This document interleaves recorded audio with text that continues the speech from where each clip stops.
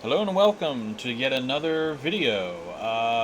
Trying to make a lot of these videos, and I started thinking like, there's a lot of negative videos I make, a lot of things where I tell you that I don't like something or whatnot. But how about something where that's a little bit positive and actually brings attention to games that would not normally get attention.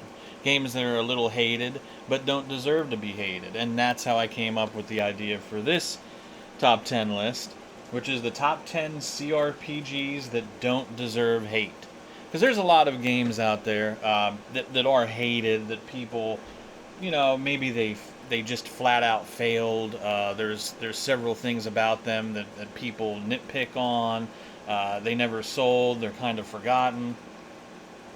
It's one thing to be a forgotten and um, unplayed game. It's another thing to be a forgotten, unplayed game that completely failed. And I think there's some games like that really didn't deserve the fate they were given because of maybe they had bad development times.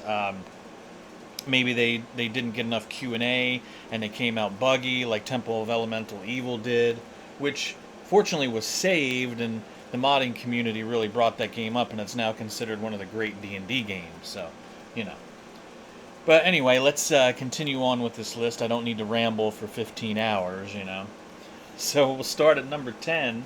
Coming in at number 10 of the top 10 RPGs that don't deserve hate would be Arcanum of Steamworks and Magica Obscura, or is that the fancy name that they want to call it? This was a great game. This was Troika's first game of the three games they made, Temple of Elemental Evil being the second, and Vampire the Masquerade Bloodlines being the third.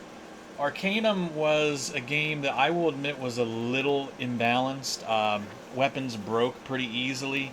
I found a way around that by just reloading the first merchant until it sold arcane daggers, and I would just give everybody arcane daggers initially. So there were some strange imbalances in the game, and you did gain levels a little bit too fast. I mean, I think I would cap out at 50 about halfway through the game, but still, the game was very ahead of its time and actually had a really good story. Because I like the whole idea of, oh, you're the prophesized hero, and then you find out that the prophecy is bullshit, that you're bullshit, and it's all a troll, basically. It was just such a wonderful idea. And the combat, although the combat is a little weird because they wanted to make it turn based, but at that time, turn based combat was considered like the touch of death. So their developer, which I think was Vivendi or Activision or somebody, they didn't want them to do a turn-based game, so they made them like it's like quasi real time. It's a little weird. It takes some getting used to.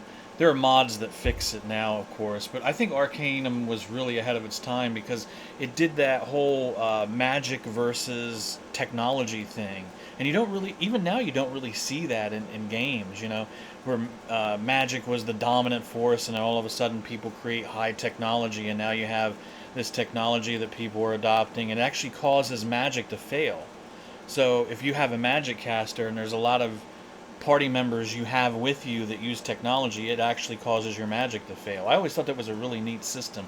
It was a game that was very deep and very well thought out with a lot of great lore, and it really deserved better than it had. It doesn't deserve it's one of the great underappreciated games of all time, really, if we're going to be serious about it. Okay, so number nine. Number nine is a game that I haven't played in a long time. I actually have it, and I thought about going through it again. Is Lionheart: Legacy of the Crusader. This was this was made by Black Isle back when Obsidian was Black Isle. Um, well, they were the ones who published it, but the developers, I think, was Reflexive Entertainment. Anyway, point is, it was supposed to be like the next big kind of Baldur's Gate-ish kind of game, but it really didn't take off the way that they thought it would. I think, well, here's the story, right? I mean, it was really neat because, like Arcanum, it dealt with sort of a magic being like an aberration, you know? So, Richard and Lionhearted during the Third Crusade, killed a bunch of people, um, unleashed all kinds of unholy forces in his campaign, and it caused a rip through like the fabric of reality that caused demons and magic to enter the world. It's sort of like how in Shadowrun, how the conjunction happened or whatever, and everybody turned into the goblins and trolls, and magic started proliferating. Yeah, it's sort of like that. It's like Shadowrun, but in the Middle Ages. Yeah, and it was really good because they fit in, like you had Galileo and Shakespeare, and they had Leonardo da Vinci in the game, and you got to see all these historical figures and historical places, but it was still a role-playing game, and you still had the high fantasy, high magic sort of thing. And magic wasn't treated the way we see in like D&D, where magic is this benevolent thing. Magic was kind of evil, kind of dark, kind of something that people didn't want to be associated with. And I always liked that idea in RPGs and think it should be explored more. And though the combat was a little messed up, it also used special. That's another thing. Lionheart Legacy of the creator used the same special system that Fallout did. The strength, perception, endurance, charisma, intelligence, agility, and luck. Yet used the same system. So I think it's one of those games that if they were to re-release it, like if they remastered it now and brought it out, I think it would be a huge hit. So who knows, maybe whoever holds the license for it now will bring it out. I don't know, but it didn't deserve really the hate that it gets. It's mostly forgotten, and you never hear anybody talk about it, and it's a shame because it does need to be re-released. It does. Okay, so number 8 on my list of top 10 CRPGs that don't deserve hate would be Might and Magic 10 Legacy. Yeah, another Legacy game, right? Now, this was a game, I bought it when it came out, and it did have problems. At the website I wrote for at the time, I actually gave it a very glowing review, and I think no one agreed with me. They all thought I was on crack or something. Admittedly, see, here's the problem with Might and Magic 10, right? It doesn't play like any of the other Might and Magics. It sort of has that step movement combat that you saw in like the first 5 Might and Magics. But it has some of the skill, class building things that you saw in like 6, 7, and 8. But it doesn't really take all those things and learn from it. It sort of makes a jumbled up mess of a game that doesn't really feel like a Might and Magic game. I mean, it takes place in the same world as Dark Messiah, which, if you like Might and Magic Dark Messiah, the action game, you'd probably like this just for the connection. But Might and Magic 10 Legacy, I thought was pretty good for a classic step movement, turn-based, dungeon-esque, crawler-esque kind of thing. I don't even know really what to call it, because I think Might and Magic 10's problem was that it was called Might and Magic. I think a lot of people like me who are diehard Might and Magic fans, unlike me, they looked at it and thought it was like an affront to the name. Like, how dare you call this game Might and Magic when it has nothing to do with any of the first 8 Might and Magics. And true, it doesn't, and I mean, I get it. But I thought if they had named it something else, if they had called it like Magic Dungeon The Legacy or something, I think it would have been received better. I mean, it had great graphics, story was, it was there, but I really loved the combat, and I thought it was really crunchy, and it really made you spec out your characters. That was my computer, so sorry about that. It was bombing my thing here. So it was a great game that unfortunately got saddled with the Might and Magic name, and people held it to the same standard as those old Might and Magic games, and it could not compete. And that really doomed it. My only real drawback I only had 2 things I didn't like about that game. Number one, the expansion actually punished you if you were a melee-based party. If you were, like mine was, if you were a melee-based party, you were screwed because it took away all your equipment and you had to cast spells. So if you weren't spell-based, you were screwed. I was never able to get out of the first dungeon in the expansion because my endgame party that I imported over, got all their weapons taken away, and I had no magic to fight the enemies with. And the other thing I didn't like was the game had really horrible optimization. I mean, it ran god awful on most computers I had at the time. It really did. But other than that, it was a really good game, and I think it shouldn't have been. It should have been renamed and taken away from the Might and Magic name, and I think it would have been received better. But it is what it is. I just don't think it deserves the hate that it gets nowadays. Okay, so moving on. Number 7. Number 7 is Divinity 2, Ego Draconis. Now, I know they re-released it years later and called it like the Dragon Knight Saga and put the expansion in there. But when Larian... And keep in mind, this is before Larian made the turn-based games that they're famous for now. Larian released Divinity 2, and Divinity 1 was a very beloved game. And when Divinity 2 came out, most of the people I talked to, they hated it. Because it was a much smaller game than the first Divinity.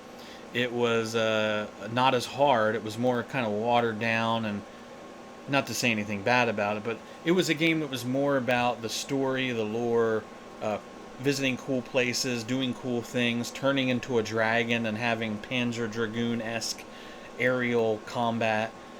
I actually liked it. I mean, I actually bought it both for the PC and the Xbox 360 at the time, and beat it multiple times for both platforms. I got it for the console because at the time my computer died and I wanted to play it. So, so for like 3 months my computer was out of commission till I got a new video. I could save up money for a new video card. So I ended up playing it on the Xbox. And it was a really good game. I think it still holds up now. I mean, if you go to Steam and play Divinity 2: The Dragon Knight Saga, that's a good 30, 40 hour RPG right there. I mean, is the combat a little jank? Sure. It's a European game in the early 2000s. What do you expect? Or actually mid-2000s.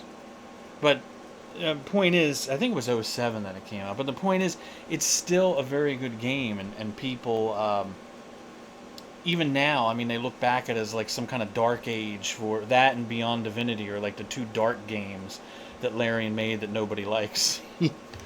And Beyond Divinity... that's a story for another time. But I think Ego Draconis Divinity 2 was actually really good, and is just misunderstood. In a way, it's kind of like Two Worlds, which could also be on this list, where I think it's a game that just looks and plays a little ugly. And because of that, people hate on it. But if you really sit down and give it some time and kind of temper your expectations, you'll end up really liking it. So... just my 2 cents.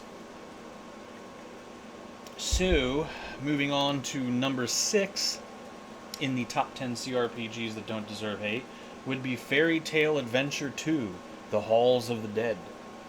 Now, I actually own the actual CD for this. I actually own this game. Funny story, it came out not long after Descent to Undermountain, which is one of the worst games I ever played. And Fairy Tale Adventure... everybody who was on the Descent to Undermountain Interplay forum bought that game, and that's all we talked about on the forum for like the next 3 months. It's actually very good. Here's the funny thing. It looks like the early Ultima game. Well, not early Ultima games, but it looks like Ultima 6 or 7. In its graphical style and the way you move around.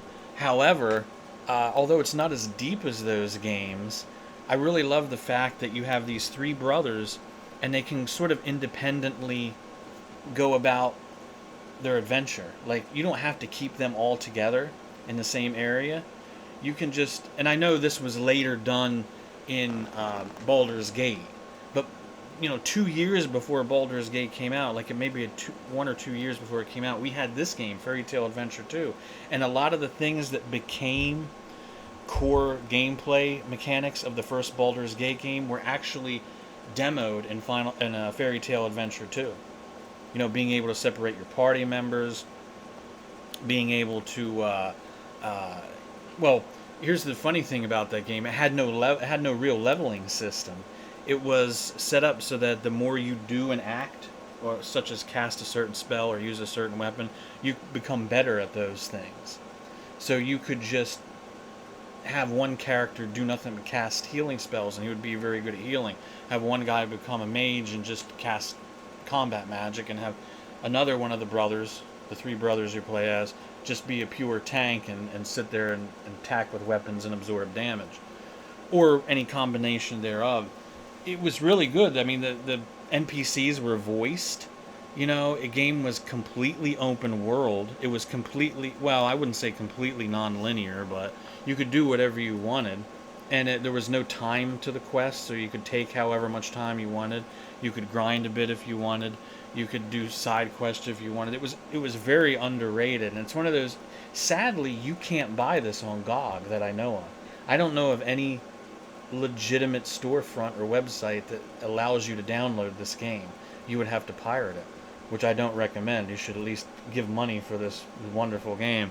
But Fairy Tale Adventure 2, I think it was torn apart in reviews at the time, but I think people who bought it and understood what it was really enjoyed the game, and it should get a re-release, or maybe be put on goodoldgames.com so that other people can play it. It really deserves it. Okay, so moving on. Don't want to sit here forever and ramble. I got a dry throat drinking all this water while I talk. Coming in at number 5 on top 10 CRPGs that don't deserve hate would be The Elder Scrolls Legends Battlespire. Now, I know this is a controversial thing in the Elder Scrolls community because not too many people like this game.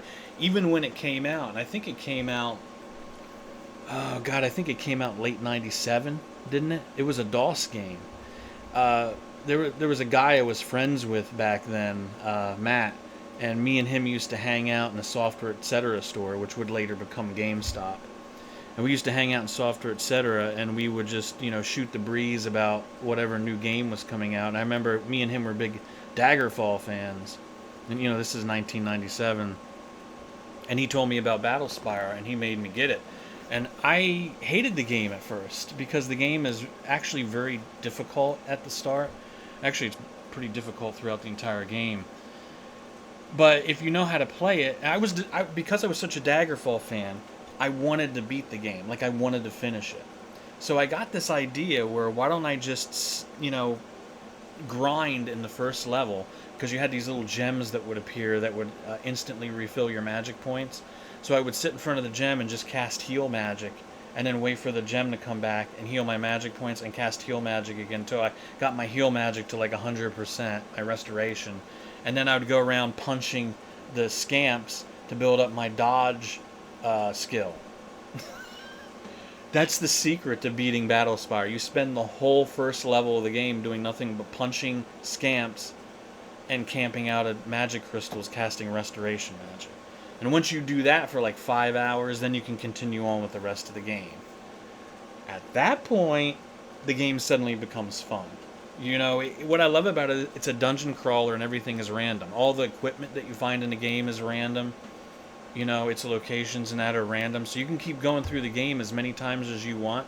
And it's like Diablo, where, nothing is where it is the same time in different games, So if you find a long sword that increases strength by 10 in that one building, when you go into that building in your next playthrough, you might find, a helmet that decreases your luck or something. Everything is completely random. And it's fun. It's fun as I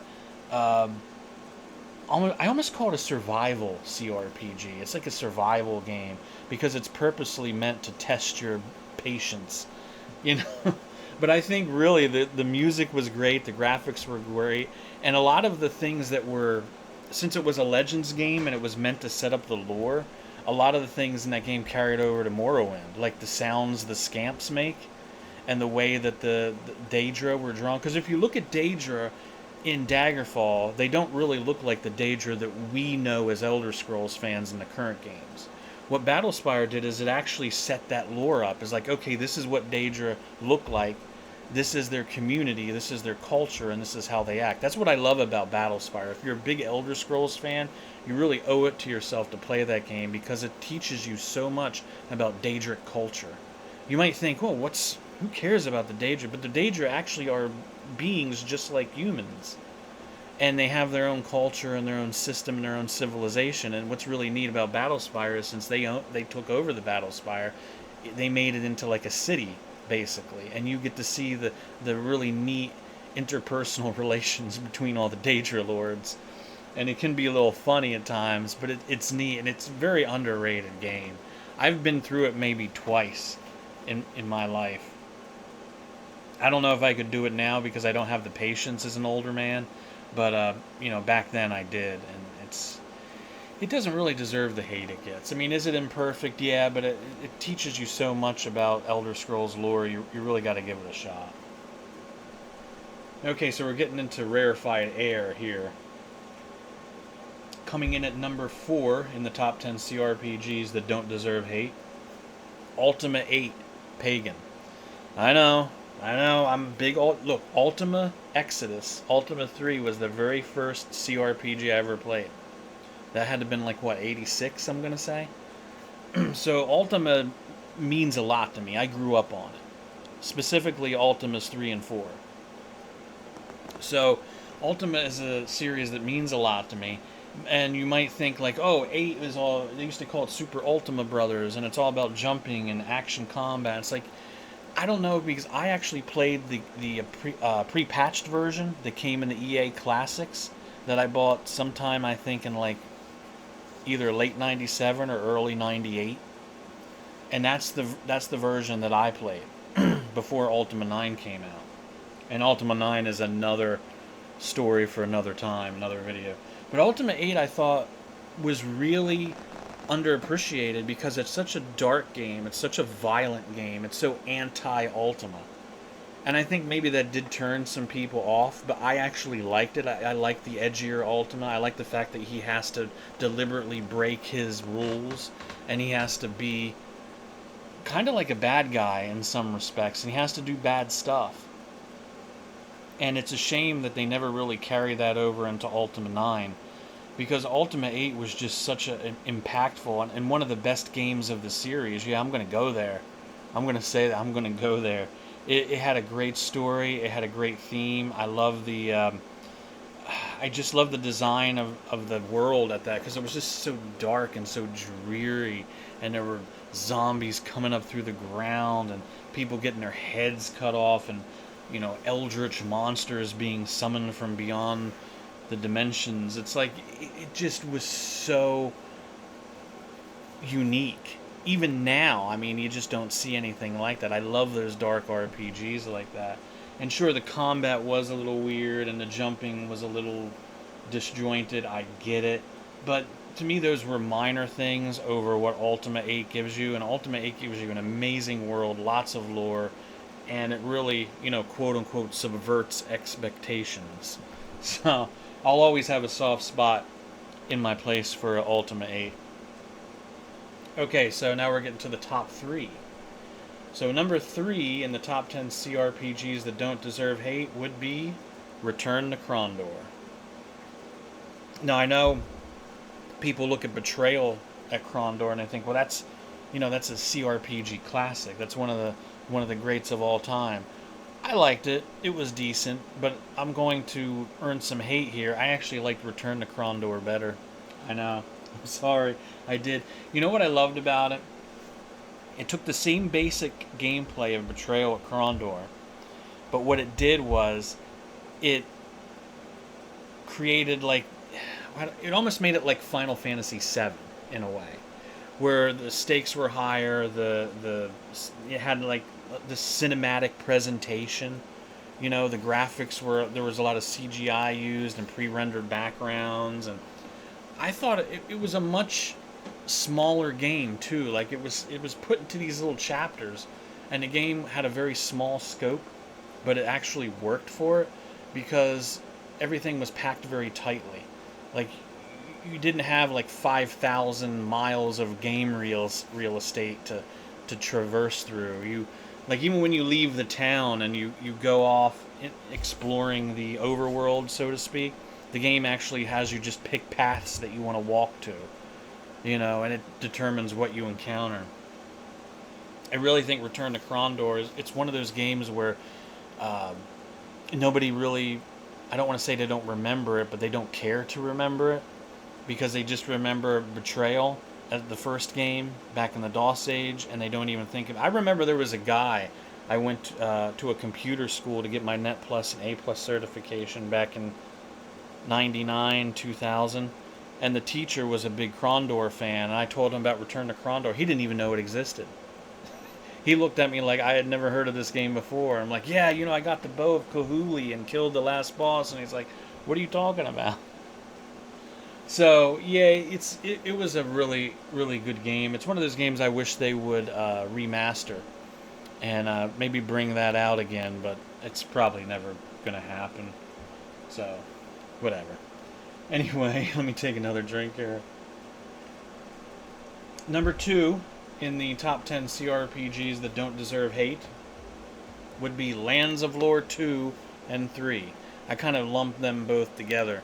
Because Lands of Lore 1 was a very popular dungeon crawler at the time, and still is. People still talk about it, one of the greats of the genre. And it is a good game, but Lands of Lore 2, and especially 3, were huge departures from that formula. They tried to modernize the game and bring it up to modern standards with, high-end graphics, lots of cinema scenes, voice dialogue, yada yada. And admittedly, it had mixed results. I mean, it did. Some people thought it looked cheap. It cheapened the game. It made it too much like a movie, or too much like Myst, or they were trying to consoleize it. Whatever. I actually think Lands of Lore 2 and 3 were great games. In some respects, better than the first game. I mean, were they dungeon crawlers? Not really. They were more like a typical first-person CRPG with a very small world. But I love the story. I love the characters, the voice work. Both the games are very corny, I'll admit. And a lot of the characters, like the familiars in the third game, are really corny. But they kind of grow on you in a way. And I thought there was a lot of passion and a lot of color and a lot of it just was so different.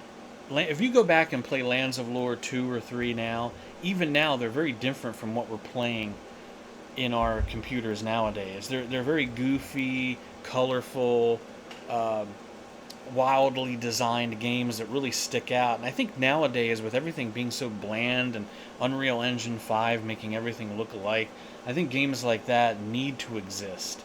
And people need to make those goofy, colorful, loud, obnoxious games with their loud, obnoxious characters.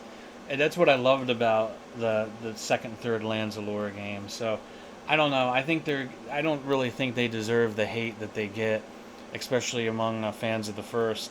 So that's why I put them so high at 2 on the list. So what's number 1?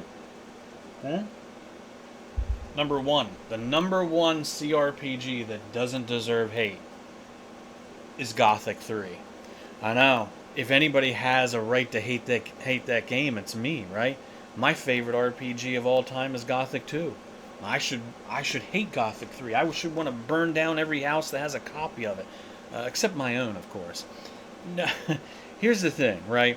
When I first got Gothic 3, I admit I did not like it too much. I got maybe like 2/3 of the way in the game till I started fighting those ice golems in the northern area, and I just got so tired of the broken combat, I just said screw it, done. It wasn't until many years later, when I think it was the 1.75 community patch came out, and people started, I think it might have been the 1.5 patch, but I know when those patches started to get really good, those community patches, I downloaded one, applied it, reinstalled the game, and I ended up beating it.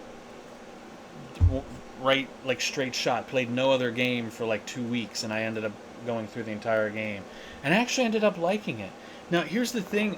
I've gone through it a couple times since then. I know the 1.75 patch, I went through it a couple years ago. And it's not bad. If you're going to play through the game, those community patches sure do help. The combat is still broken.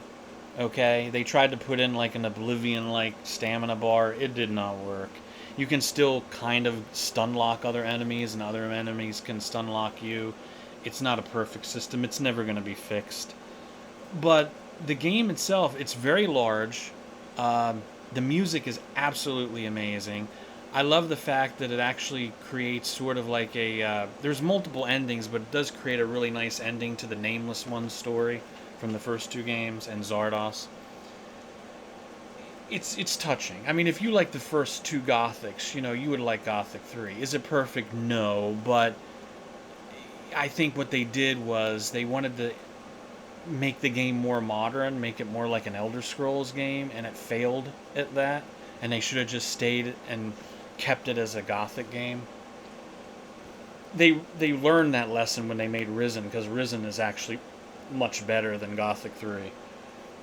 And that's a video for another time. But I think Gothic 3 just still gets too much hate. I think it's actually a game that was a little bit ahead of its time, because um, the world is just so full of faction play and side quests and little nooks and crannies that can be explored. And the game is brutally difficult in some areas, because it's one of those games that'll just drop like a shadow beast in the middle of the starting area and just laugh when you get your ass torn apart.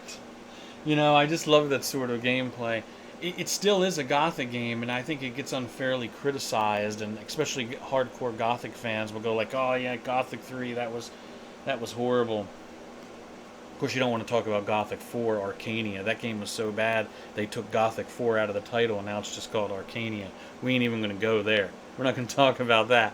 But I think Gothic 3 is very underrated, and it's one of those games that if you've never played a Gothic game, it might actually be a fun game to start with, because I think it's a lot more laid back than the other two. Not as good, but it's easier to get into from a gameplay standpoint. So anyway, that's my top 10 list of top 10 CRPGs that don't deserve hate. I really think on this list, the ones I really want to draw the most attention to are probably like Pagan, Battlespire, and like Lionheart Legacy, the Crusader, which really, I think all those games should be remade and touched up and put. Actually, all 10 of these should be remade and touched up and put on modern download services. Why not?